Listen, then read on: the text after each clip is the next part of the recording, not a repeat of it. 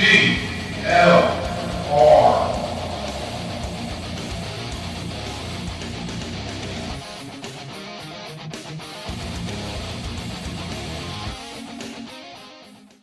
Obamacare.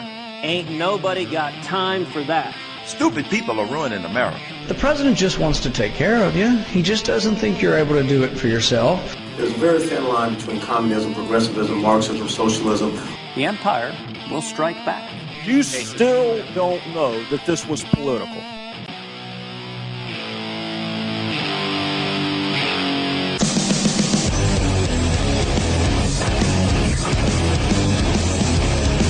Hello, everybody. Welcome to another episode of America Our Way. I am your host, Dustin Hoyt. It is great to be back live here on Vigilant Liberty Radio. It's been quite a while. Haven't done a live show since, November of last year. And thankfully, my work schedule has changed. Now, here I am, live, large, in charge, every other colloquialism you want to say. I'm just going to jump right in here. Today ticked me off. Today really set me off. For those of you who don't know, I work in broadcast news. I work at a local TV station here in Texas. I produce a prime-time, hour-long newscast. So I did that today, produced an hour-long newscast, came home, did some research, and got ready to sit down and do this hour-long radio show. I'm a news machine, what can I say?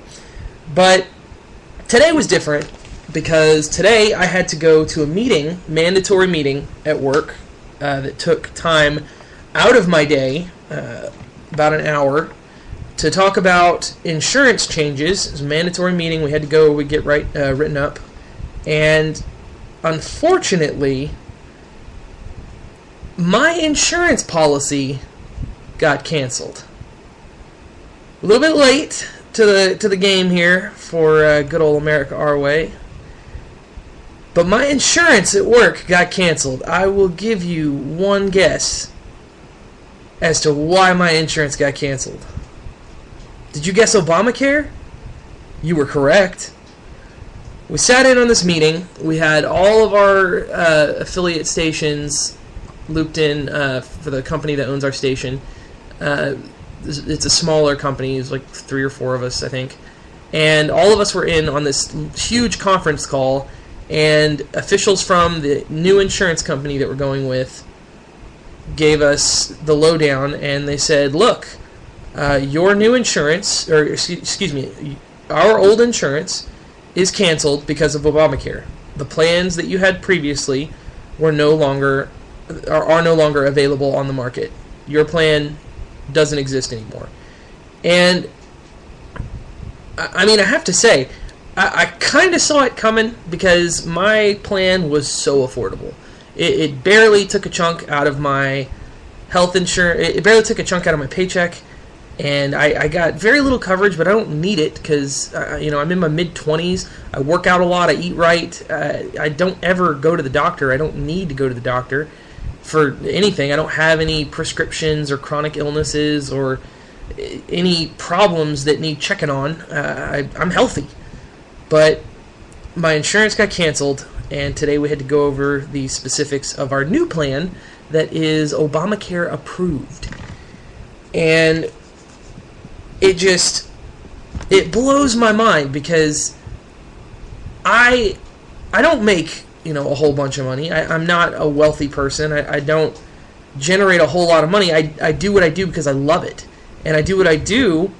I work in news and broadcasting because I want to provide a better quality product for America Our Way, for Vigilant Liberty Radio. I want to do the best newscast possible. I want to be a consummate broadcast professional for you folks at home listening. And that's my whole goal, is just to do great radio shows for you folks. And I hope, one day it'll be nationwide, it'll be international. I want to be a voice for everyone out there who just wants government to get the hell out of our lives. And so I don't make a lot of money doing what I do. I mean, I'm just starting out in my career in that aspect, and I get hit with this today, saying my plan's been canceled and I'm going to have a more expensive one. And it's so frustrating to think that if I opt out, I might actually save money in terms of how much comes out of my check every month. But thanks to Uncle Sam, thanks to Obama and the Democrats, I'm a prudent person. It comes with the whole being individualist, being objectivist, being responsible for myself. I'm not going to go without health insurance because heaven forbid I get in a situation where I do need it and I am left begging, doing charities to try and raise money for my own medical expenses because poor me is poor and can't afford expensive medical care. Not that that's a problem. I mean, if I can't afford it, I can't afford it. Daddy's not getting a new hip. But it is incredibly frustrating to have my wages effectively garnished one way or the other. I would rather pay an insurance company than pay the Obama administration. So I stuck with the coverage, and, a little bit helps more than nothing. So, I just thought I would share that personal tidbit before we got started here, because I'm mad. I'm very mad.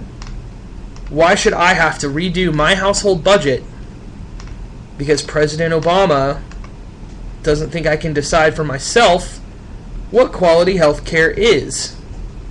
Gee golly whiz, I had to hear for about 15 minutes today about my gynecological coverage. That's right. I had to hear about what would go into my trips to the OBGYN. Because that's now covered under my plan. That is now coming out of my paycheck. And I don't get a say in it. I don't get to decide what care is best for me.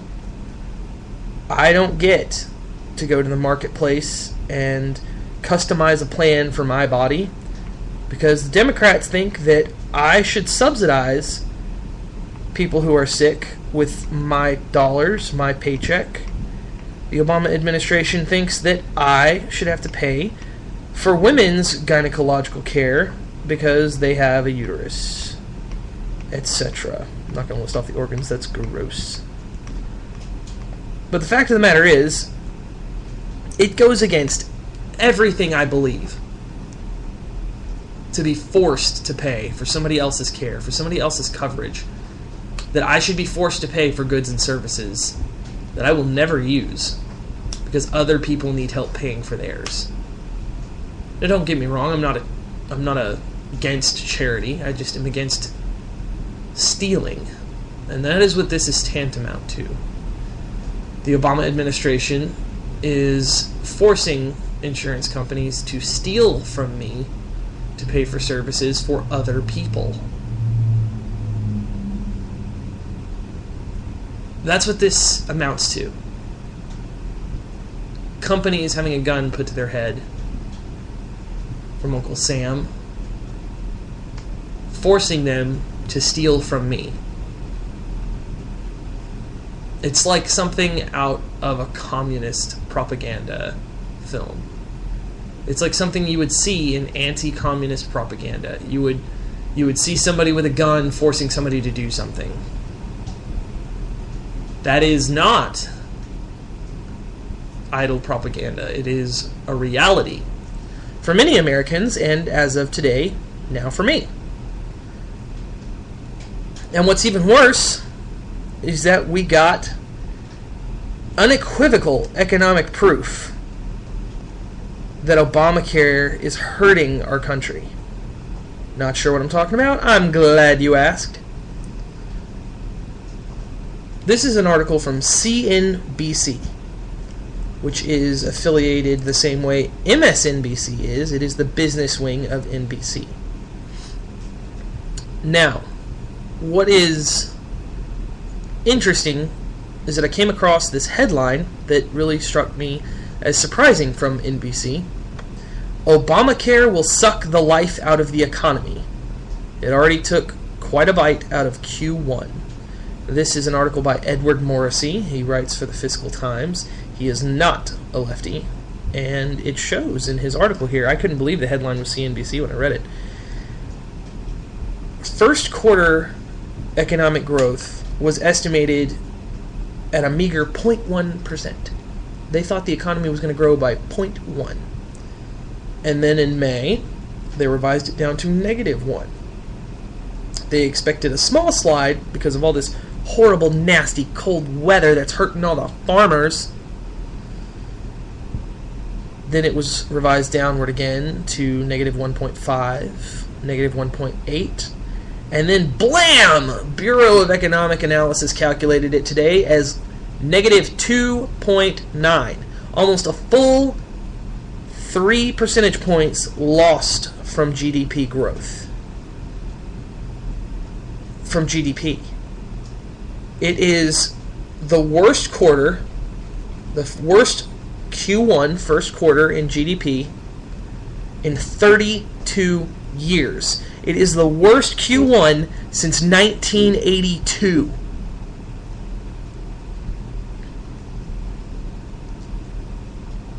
Now, the 3 winters that followed the first quarter in 1982 were followed by massive growth rates. Thank you, Ronald Reagan.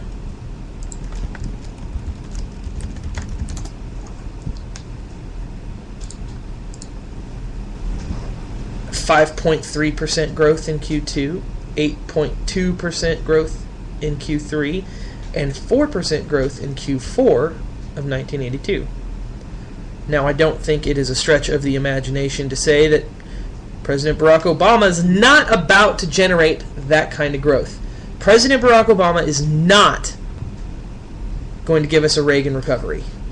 We know this because he keeps trying to spend more money, is afraid and refuses to cut anything, and if anything is trying to hand out more taxpayer dollars to the welfare state. He is trying to hand it out through more government programs, trying to spend more money. And of course, people from the Obama administration, I saw this in the wires today, notably from CNN, it set me off pretty bad, saying that the cold winters were to blame for the 2.9% drop as well. I'm sorry, but 2.9% loss in the economy is not the cause of is not caused by weather. That big of a drop, that sharp of a decline, is not because of the weather, because it's gotten cold in the United States before. This is not the first time the United States has had freezing and ice. It is not the first time we've had severe weather in the United States of America. Absolutely not. Now, a lot of people are coming out saying, oh, well, Obamacare is making people spend less money on medical stuff, and that's why we're seeing a decline. And while medical spending could play a factor, it's not a 3% drop in the economy.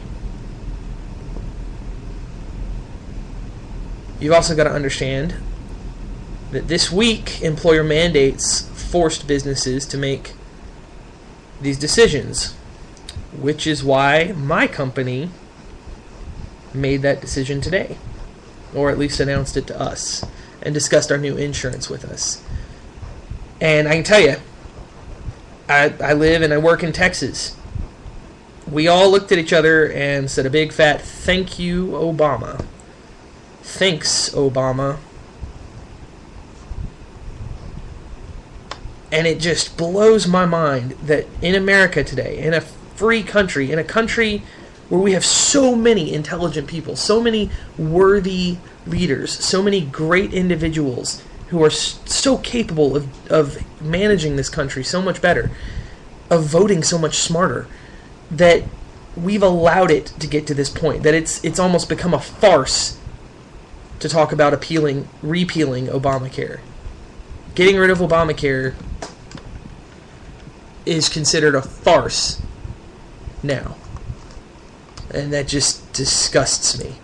I can't imagine in any way, shape, or form how that's not considered something more doable, especially after seeing the turnout in the economy today and how many Americans besides just me are being affected by this. I can't wrap my head around it, and I don't see how anybody could. We'll have more when we come back.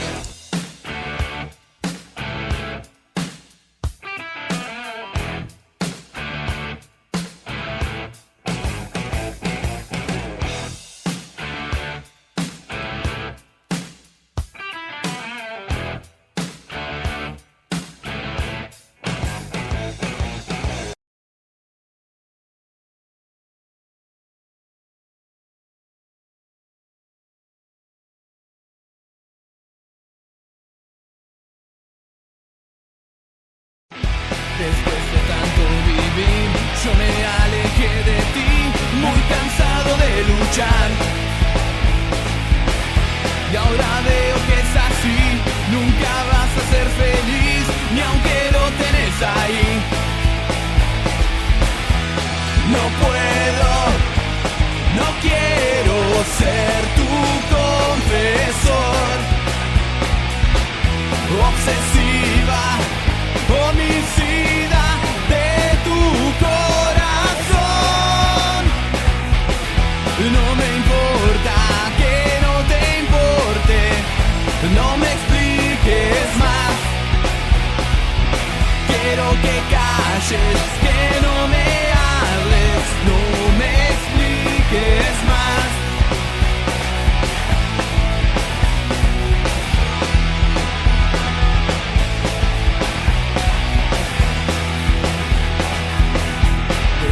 Tanto vivir, una cosa conseguí, un pequeño corazón. Y aunque a mí me hace feliz, vos no pareces sufrir y tenerlo de adorno. No puedo, no quiero ser tu confesor, obsesiva, homicida.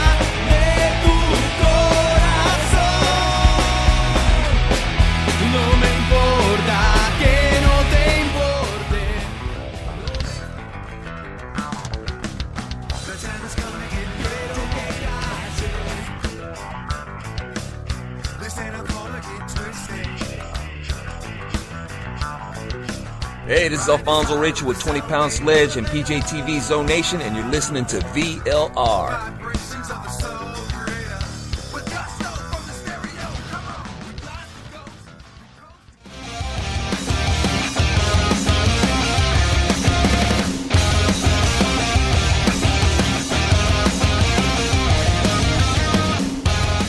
Hey everybody, we're back.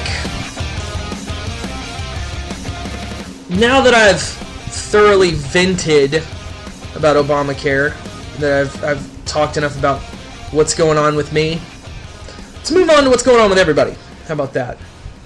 Not that Obamacare's not going on with everybody, but I think you understand my point. Let's talk a little bit about the IRS scandal. Now, the biggest problem that I have with the whole IRS investigation is that despite there being very real concerns, very real things to investigate, very concerning things going on with the IRS, like the fact that it exists comes to mind, I have a problem with the way that it's being touted, with the way that it's being explained, described, and the way the story is moving. The biggest problem right now, for me, is the whole email scandal. Because everybody's like, oh, all these emails are missing, and they probably deleted them. And it's just this whole convoluted mess of people who don't have any clue about technology, about how email works, about what happens when a computer crashes. And it's, you've got a lot of people coming out and saying, well, I think it's just a little fishy, we're investigating them and they lost their emails, and it's not, that's not the right way to pursue this scandal. It's not the correct, if we can use that word, avenue of exploration. And a lot of people are coming out and saying that they think that these emails are being hidden intentionally. You had Trey Gowdy. A lot of people, saw him tear Kokena into shreds. And that was well and good. I'm all for Gowdy tearing into someone. But what people seem to miss, and have missed, and did miss, was the context of the conversation. It was very technical legal jargon he was throwing around. And that's fine, because Gowdy understands technical legal jargon. It's not something that he is using flippantly. But most of the media are. Most of the stories that are coming out about the IRS scandal, for instance, today there was new news that the Ways and Means Committee, I believe, is investigating the EPA as well, on charges that a scientist colluded with environmentalists to produce a bad study, a detrimental study on a mining project in Alaska.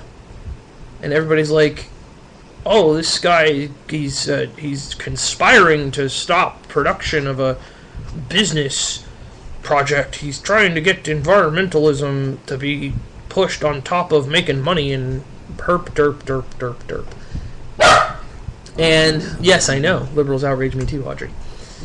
And there is this whole notion, the guy, his emails are missing and we can't find him, and it's just more proof of more emails being lost, and the 6 other people the House is investigating from the IRS, their emails are lost too, and it's just all these lost emails from 3 years ago, and how dare they not have emails from 3 years ago, and it's exasperating on so many levels, because I contacted a tech expert in the field who works in cyber terror. He works for one of the big firms that evaluates the security of Fortune 500 companies.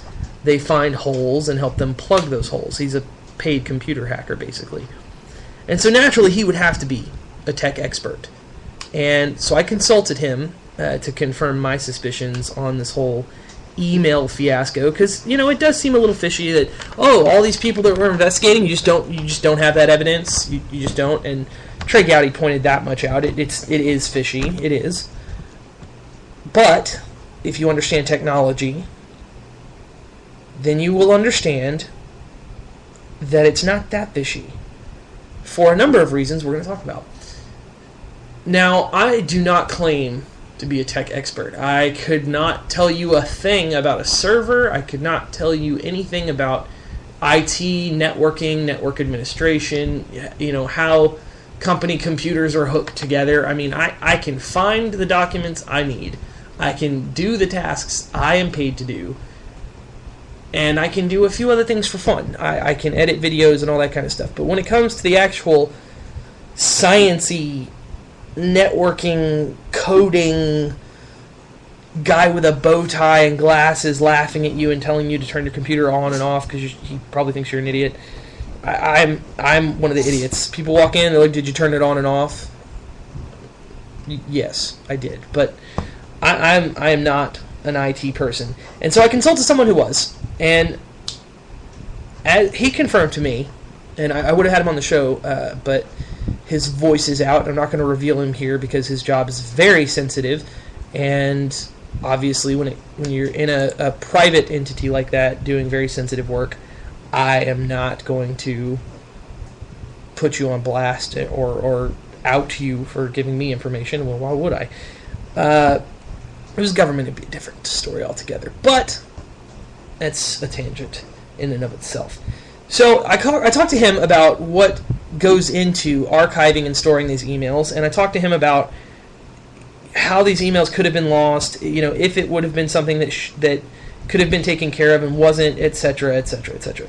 And he told me that the program that most of these computers use, which is Microsoft Outlook, many of you may be familiar with that, it is a program that you connect your email account to, and it downloads your emails to the computer, like a Word document. And so you have all your emails on the computer itself, and you open and respond to them, and it saves your sent messages and your drafts.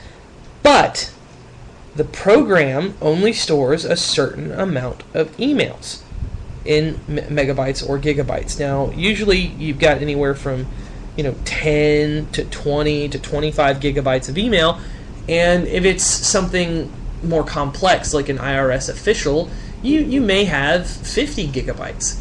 But if you look at just the sheer volume of emails that go in and out of, say, a big corporation, they send something like 320-something million emails a day, and that's like per person. Not a day, excuse me, a year. 320 million emails a year from business executives. And an IRS is like a business in that it's got a lot of paper traffic, a lot of information traffic that goes in and out of emails. So to say that Lois Lerner's emails going missing is fishy because her hard drive crashed is not, I repeat, not a good avenue to pursue. Because a lot of these people in Congress, 40s, 50s, 60s, 70s, don't know the first thing about a regular computer, let alone IT. And they don't understand that they're kind of making fools of themselves. This computer stored her stuff from Outlook, which every Outlook program does. They store X amount of emails, just a set amount that they store, period. Okay? And when that computer crashes, everything is lost. And I don't know how many of you have had a computer crash. You may have, you may not. But when a computer crashes, it is incredibly expensive to recover data from it. And this was Lois Lerner's work computer, and it had mostly personal files. And so she approached the IT department at the IRS, and this is Fox News reporting this. Lerner's communication with the agency's IT team referred to her desire to retrieve lost personal files, not lost emails. And what David Kennedy, chief executive information security firm of Trusted Sec, says that that's fishy because in a computer crash, email recovery should be a priority. But Lerner said there's no talk about recovering the emails. It doesn't seem like they really wanted to recover the data. Ugh. Okay? Emails from 2011 stored locally on a computer are not likely. It is very unlikely that she was storing all of those emails. I mean, think about this for a second. I mean, this is the only point that you even have to get at all. Do you expect a government agency to work efficiently and be able to do its job well? I laughed too when I first thought about it. You can't expect the IRS to do their job and do it well. It's a government agency. By their very nature, the government is clunky and horrible at what they do. I mean, short of a Marine and his rifle, the government is horrible at what they do. That's just the breaks. And even the Pentagon has horrible amounts of waste. Horrible amounts. So the idea that they are responsibly storing all the data on the computers in a backup is ridiculous. I mean, it's pretty basic to do a computer backup, but we know that the IRS actually canceled their contract with the company the month after. She lost them in July of 2011. Her computer crashed in July 2011, and the company contract with the firm that was backing up their data was canceled in August of 2011. Government cut money. That computer maintenance piece was something they decided to cut.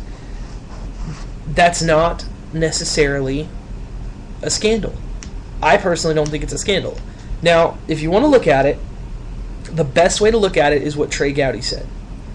Trey Gowdy said that even if it was just dumb luck, even if it was just poor management or budget cuts or whatever, the fact that this evidence, which is requested by Congress, was not preserved by the IRS, a judge can tell a jury to look at that poorly, to get a bad connotation from that, to assume this person wanted to hide it. And that's fair. That's a fair point. I think it's a fair point. But as far as the talking heads go, if you're trying to discuss how sinister the IRS is, don't go the lost email route. Don't try to tell me that you're outraged that the government was bad at managing something, because I will laugh at you, and you should be laughed at, because of course the government is bad at managing something. It's the government. I mean, Lord, you can't expect the government to be good at something. It's the government.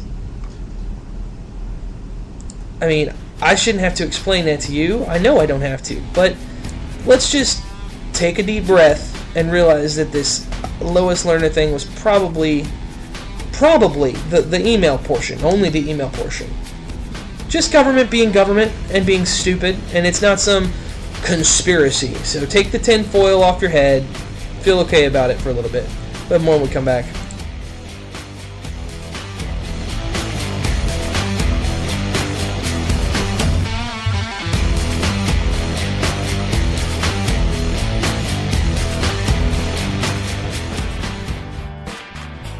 This is Guy Benson from townhall.com and Fox News, and you're listening to Vigilant Liberty Radio.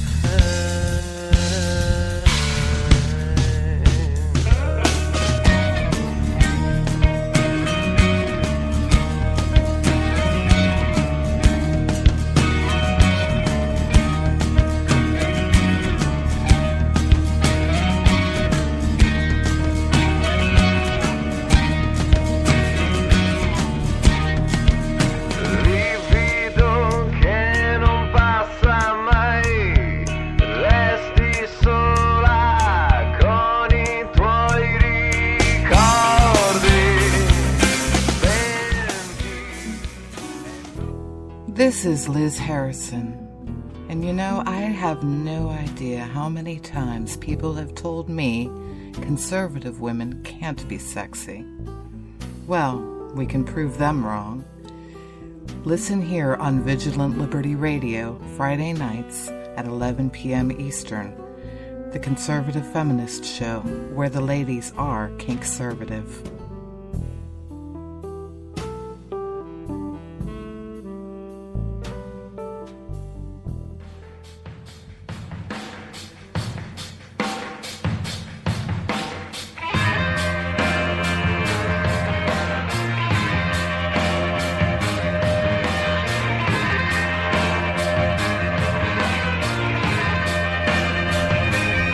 Alright, everybody. Now, this is something that has really gotten under my skin the last couple of days. The Mississippi primary. Now, the problem I've had with the Mississippi primary is A, Cochran won, and B, the way people are talking about it. Now, you see, Mississippi Senator Thad Cochran beat a Tea Party challenger. It's a conservative from the state Senate, Chris McDaniel, on Tuesday night. And it was a surprise comeback because by all accounts, McDaniel was kicking his tail. And the runoff was only because McDaniel didn't get an outright majority of the votes. He didn't get over the 50% mark or whatever. And Cochran beat McDaniel just below 2 percentage points. It's like 6,600 votes. And the big, big, big problem that I have with this is how he won and what people are saying about how he won. And the thing is, Cochran turned out a large African American vote. He really did. And there's nothing wrong with that, except in the way that he turned it out. I am not a staunch conservative. I am a libertarian. I am a constitutionalist. It's the same as being classically liberal, like Thomas Jefferson, James Madison, all those guys, the founding fathers. They started the school of thought. I'm just a student. But what Cochran did was send out leaflets into predominantly black, predominantly Democrat communities. And on these leaflets, Cochran said, don't let the racist Tea Party get the vote. He brought Democrats in to vote for him in a Republican primary. Now, Mississippi has open primaries, so turning Democrats out to vote in the Republican primary in a red state is often the only way that people's votes are heard. Again, nothing wrong with that. If Democrats want to come out and vote in an open primary for a Republican candidate, fine. Not a big deal. Not a big deal at all. What I have a problem with is the flyers that went out. They talked about how you can't let Tea Party racists take over. He sent out leaflets saying the Tea Party was racist, and even tried to say that Republicans were trying to suppress the black vote and that they couldn't let them win to make it happen. Now, the numbers that are being thrown out there is that Cochran reportedly got 25,000 to 35,000 Democrat votes in the state of Mississippi to pull him out. And it's just so disgusting because this guy played the race card, saying McDaniel was racist because he was a Tea Party-backed candidate. And that's the only reason he won the primary. And naturally, race card proponents are coming out and saying, now you owe us one, Mr. Cochran. You have got to come out for the NAACP. You've got to bring home the bacon for the black communities in your state. And again, there's nothing wrong with trying to help the black communities in your state, albeit you're not going to do it by throwing more government aid their way. That's how they got stuck there in the first place with the culture of poverty. If you don't know what I'm talking about, Google it. Culture of poverty. Cycle of poverty.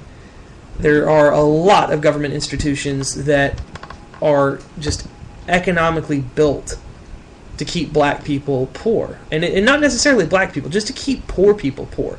In our day and age, we don't have black-white stuff written into these welfare laws now. There's not a quota on how many black people are supposed to be on welfare. It's poor people. Poor people are encouraged to get on welfare and lose a lot of the incentives to work hard. They lose a lot of the incentives to go out there and get a real job and support themselves. And I know that sounds really condescending and elitist, but if you're going to starve, you're more likely to look down on literally no work. You're more likely to go flip a burger or pack a taco at Taco Bell if it means you won't eat if you refuse. There's a lot of people that refuse to go out there and get some of these quote-unquote menial jobs because they think they're better than that. They think no job is better than a job. And that is the principal difference between Democrats and Republicans and Libertarians on a lot of issues. It's because a Libertarian and a Republican is more likely to tell you a job is better than no job.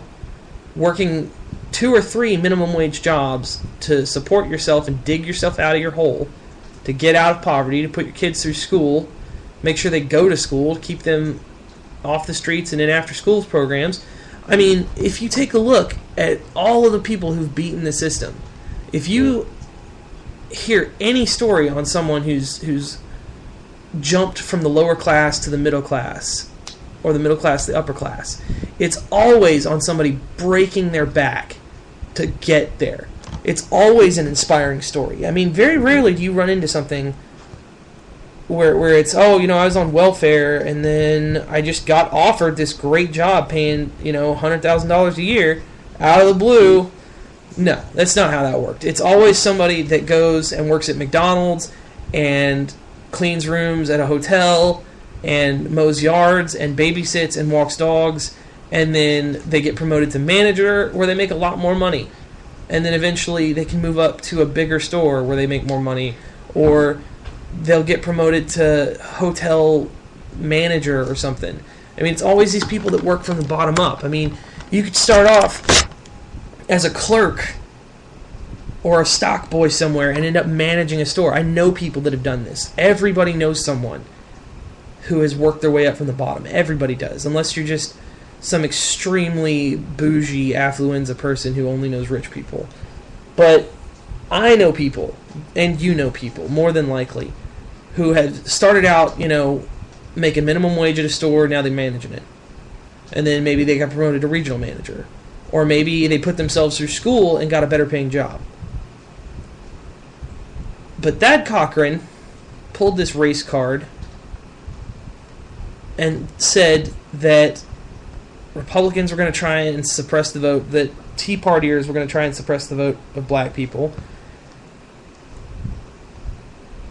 and ended up pulling it out that way. Ended up underhandedly winning this. And in a lot of cases, and you can, there's a Gateway Pundit article on this that I would love to verify, that shows people voted in more than one primary. Now, like I said, I would love to corroborate this. Now, Gateway Pundit's claiming that Hinds County Court clerk this morning took a picture of the voter roll book, and it showed the Democrat primary on the 3rd and the Republican primary on June 24th, and showed people voted in both. Several people. So now you're in a situation where you're starting to get proof that a lot of these Democrats that came out in favor of Cochran were actually voting in multiple primaries, which in an open primary you can't vote in both. You can only vote in one. And so a lot of these Democrats that came out and voted in the Republican primary, they might very well be breaking the law. So that, I think, is going to be an interesting development.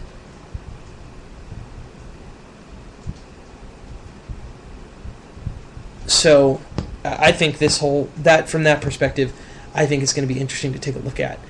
But the main thing that really bugs me about this is what people are saying about electability and the life of the Tea Party. They're saying, the Tea Party couldn't turn out the black vote, that's why they lost. That's not at all the case. The case is heavily Democrat districts got leaflets saying racist Tea Party candidate was going to win if you didn't come out and vote. He pulled the race card and played dirty. And, it's politics. Of course you're going to have people playing dirty. But this guy did not win on conservative votes in a conservative primary. This guy did not beat the Tea Party by winning the grassroots or winning the argument in any way, shape, or form. This guy won the primary by getting Democrats to come out and vote for him. And quite frankly, if you're winning on Democrat votes, you're not the candidate I want. You're not the candidate that should have won. And to say that the Tea Party is somehow becoming irrelevant because they didn't turn out the black vote, or because they couldn't beat him and get enough independents to turn out, it's a whole lot of intellectual dishonesty. It really is.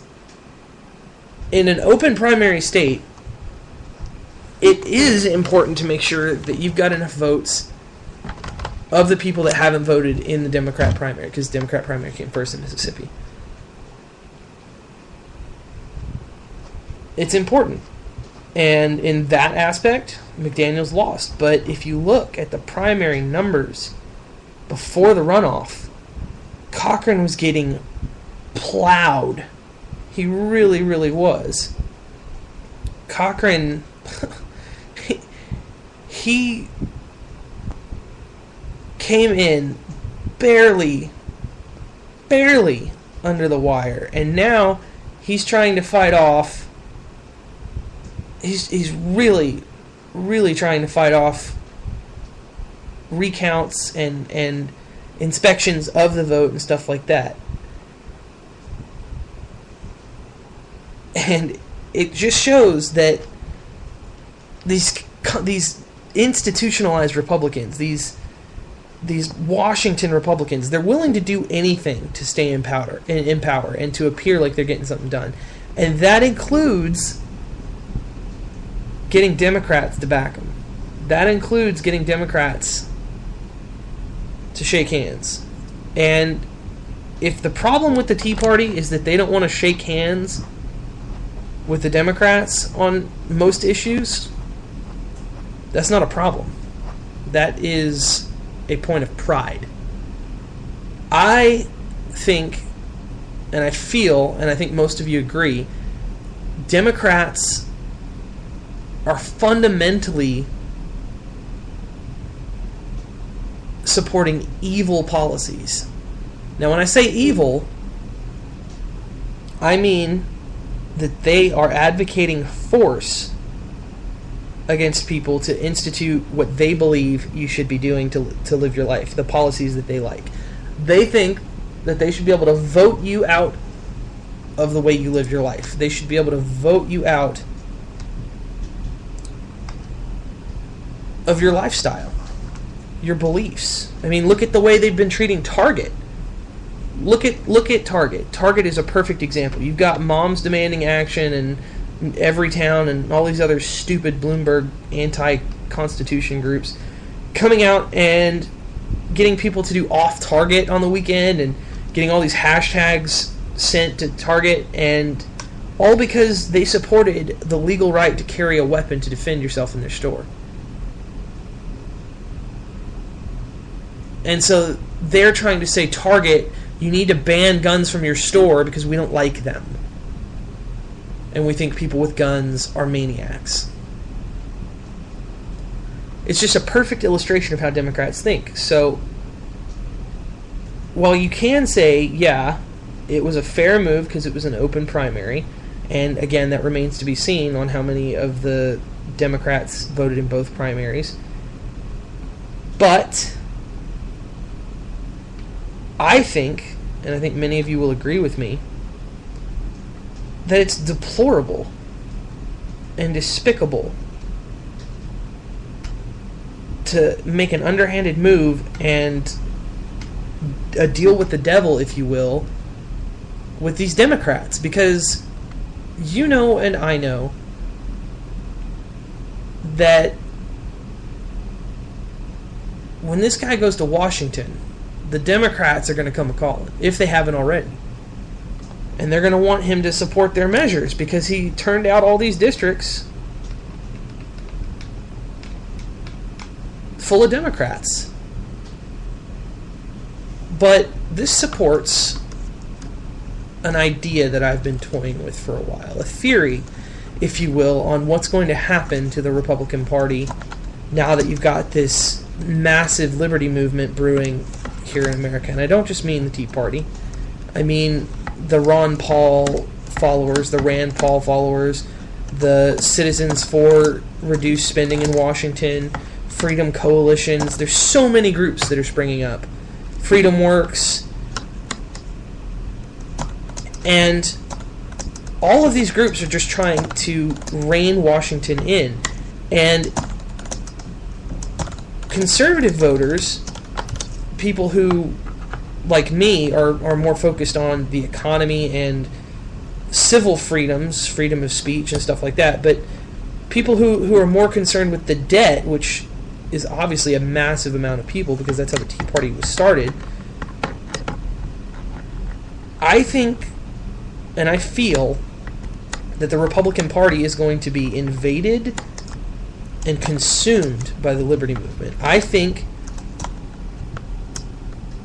that the Republican Party is going to be pushed purple. And I don't mean purple in a bad way, I mean purple in a libertarian way. I mean they're going to be more about fiscal conservatism than ever before, shrinking government and staying out of wars more than ever before, but also backing freedoms. Trying to get government to leave you alone. And I think that because of this new movement, because of this new reality for America, I think that Republicans are going to have to start becoming Democrats more and more. Now, that's going to lead to one of two realities. You're going to have your institutional Republicans, like your Cochrans, and you've got your Libertarian and Tea Party candidates, which arguably a lot of the Tea Party candidates might not qualify as Libertarian, and often they don't. But you've got your Amashes and your Labradors and, these strong liberty-minded people. Rand Paul comes to mind. He's not great, but he's one of the best. And they'll either split the Republican vote, or they will garner a 2/3 majority for the Republican Party by running under the same ticket and winning in purple states and stealing a lot of the fiscally responsible Democrats. Because if you're a Democrat and you believe in fiscal responsibility in government, you're not represented by the Democrat Party. You're just not. You can't do it. I mean, Democrats have passed too many things on party lines for any reasonable human being to believe that they're interested in being responsible with government. And for those Democrats who are reasonable but care about social issues, I think more and more of them will start to gravitate, and independents like myself will start to gravitate towards these liberty-minded conservatives like Justin Amash is. And hopefully, the optimistic outlook here is that Republicans will get big majorities in the House and the Senate over the next decade because of the liberty movement, because of the Tea Party, and the establishment will be forced to marry with the Democrats or become disillusioned altogether. I think, personally, that the liberty movement will take over the GOP. The GOP will become sort of this awkward blend of libertarian and Republican, and a lot of these big government Republicans, like your Chris Christies and whatnot, will be forced to become Democrats or fade away altogether because the big government ones won't win. And so it's my hope that the liberty movement in the Republican Party will get a bigger share of voters that were once Democrats and independents, pull them in firmly behind your Rand Pauls and whatnot, and effectively turn the Democrat Party into a minority. Now that's only going to happen in the event that the liberal media can be defeated in some form or fashion, which people are working on, but it's a while off yet until reporters can be kind of swayed with a newswire service that isn't a lapdog of the president. But I personally see a future, and I'm maybe being optimistic, maybe it's just wistful thinking, but I think the Republican Party will be taken over by liberty types. And people have said that, the conservatives being pushed further to the right, blah, blah, blah. But I think in reality, it's that they're being pushed closer to liberty, up, not to the right. And that as they go further up the liberty scale, away from authoritarianism, you're going to see more and more independents pulled in, more and more Democrats brought over. You're going to see more of that. And the Democrats that are communists practically will be pushed further and further into a minority. They will become this radical group that thinks they should be able to move your house to save a bird that's moved into a tree in your backyard, and wants to ban all businesses that emit carbon, and they want to dictate what your religion says, what your religion allows, how you shop, where you shop, how you defend yourself, and how you talk to people, and how you think. And I honestly, truly believe that if things continue the way they are, you'll have the establishment Republicans pushed into the background or into the Democrat Party, and the GOP will get new life with the liberty movement. And I don't see why not. I don't see why we can't do that. I can't think of a single young person who staunchly supports a lot of the social conservative ways of the past. The same mentality that says, if it ain't in the Bible, it ain't right. Or if it ain't in the Bible, it shouldn't be allowed, it should be illegal. I think those people are fading away as society becomes more informed, as information travels more freely with the internet and everything. I think it's breeding this new era of true tolerance, and it's going to be from the Republican Party.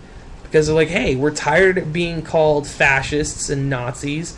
We're tired of seeing the way that we were treated during the Bush era. We're tired of being marginalized as kooks if we supported Ron Paul. We're tired of being dismissed as a giant portion of the American people.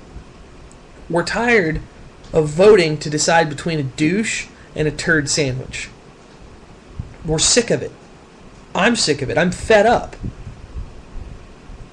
It's time for the John McCains to go home, where they belong, in the Democrat Party. It's time for the warhawks like Lindsey Graham to fade away. And they will. I believe they will. I believe that we're winning big victories. I believe that every time a new think tank pops up, a new outreach organization that holds candidates accountable, a new grassroots liberty movement pops up in a neighborhood, in a county, in a state, I believe every time that happens, we push the Republican establishment out a little further, and we push the Democrats out a little further. We secure more independent votes, and we get a real chance at liberty. It's not just a libertarian candidate who gets 2% of the vote anymore. I mean, the fact that Rand Paul has a shot at the presidency, I mean, he is still a conservative and not a libertarian. We cannot ignore that. But he's closer. A lot closer. And because he's a lot closer, it's clear that there's a real chance at doing some good. There's a real chance that we could win a big victory. That we could actually get America back to its constitutional roots. That we could actually have gay couples defending their marijuana plants with guns and selling them both for Bitcoin. There's a chance that we can make that happen. There's a chance that we could get rid of the Bloombergs who ban sodas and cigarettes. There's a chance at being a free nation again. There's a chance at being the freest nation on planet Earth. And I think that as long as we get it done, as long as we keep on our track, we'll get there. Alright folks, I hope you have a good week. It's been great being here live for you on Vigilant Liberty Radio. I am Dustin Hoyt. This is America Our Way, and I'll see you next time.